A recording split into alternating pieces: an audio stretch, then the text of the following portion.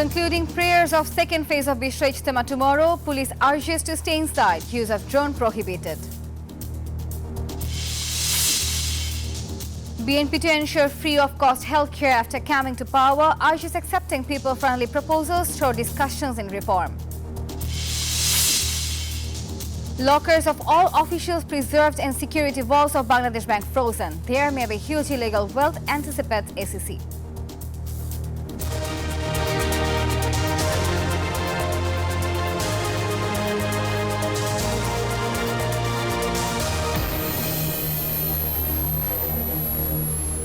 Hello and welcome to the NEWS24 English Bulletin. This is Nafisa and those were the headlines. Now the details. The second step of the first phase of Ijtema is going on the banks of the Tuareg River in Tongi. Devotees are engaged in prayers and sermons.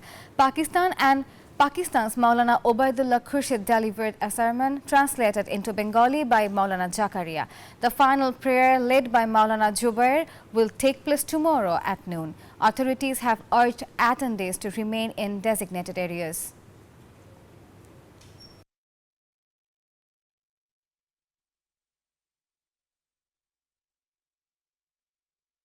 BNP leader Ruhul Kabir Rizvi urged the interim government to hold elections quickly instead of delaying reforms, warning of public anxiety otherwise.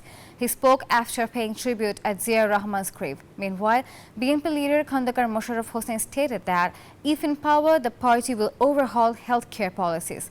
At a press conference, he pledged free healthcare for all. BNP also demanded a clear election roadmap. A Dhaka court has ordered the trial of suspended Assistant Commissioner Taposhi Tabassum Urmi in a defamation case over remarks on anti-discrimination matters, including Abu Said. The hearing took place at the Chief Metropolitan Magistrates Court in the presence of both parties.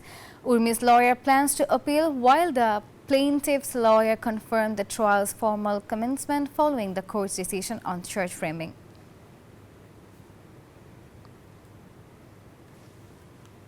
Bangladesh Bank has decided to freeze all lockers belonging to former and current officials. The central bank's acting spokesperson confirmed the move on Tuesday.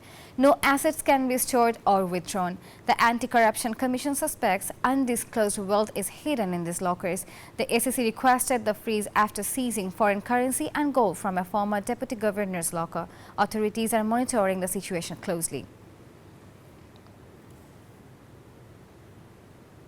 Finance advisor Saleuddin Ahmed said inflation would drop to 6 to 7% by June, reducing essential goods prices. After a meeting at the Cabinet Division on Tuesday, he stated that the government is prioritizing imports of essential items like rice, lentils, fertilizer and LNG to ensure stable Ramadan supplies. However, he confirmed that the government will not reverse the VAT increase on fruit imports.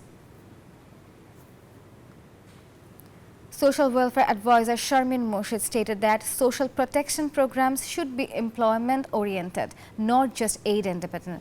She emphasized that poverty alleviation is not achieved through minimal financial support. Speaking at an event in the capital on Tuesday, she requested the World Bank's assistance in ensuring transparency and accountability in the Ministry of Social Welfare. She also suggested creating a dashboard for better monitoring of welfare programs. Despite the vast potential, Bangladesh's small and medium enterprises (SMEs) are struggling to compete internationally. Entrepreneurs worry that new VAT measures will slow down growth, citing limitations in capacity, export barriers, and weak financial links as major obstacles. An economist urged the government to reconsider the VAT imposition. SMEs, which employ about 25 million people, need increased export opportunities, improved technology and better policies to thrive and create more jobs. President Donald Trump has agreed to hold off imposing 25% tariffs on Canada and Mexico for 30 days, pulling the North American neighbors back from the brink of a potentially damaging trade war. After last-minute calls with Trump, Canadian Prime Minister Justin Trudeau agreed to reinforce his country's border with the U.S. to clamp down on migration and the flow of the deadly drug fentanyl. Earlier, Trump made a deal with Mexican President Claudia Sheinbaum. She agreed to reinforce the northern border with troops. In return, the U.S. would limit the flow of guns into Mexico. But the U.S. tariff of 10% on Chinese imports has come into effect on Tuesday. The US has begun deporting illegal Indian immigrants, with 205 individuals already sent back under President Trump's strict immigration policies. Indian authorities have confirmed their citizenship. The move suggested India's involvement, as President Trump previously discussed this with Prime Minister Modi. India has agreed to take back 18,000 undocumented immigrants. Modi is scheduled to meet Trump next week to strengthen bilateral relations and address ongoing trade tensions. And that's all from the newsroom today. Thank you for watching News 24. Please stay with us.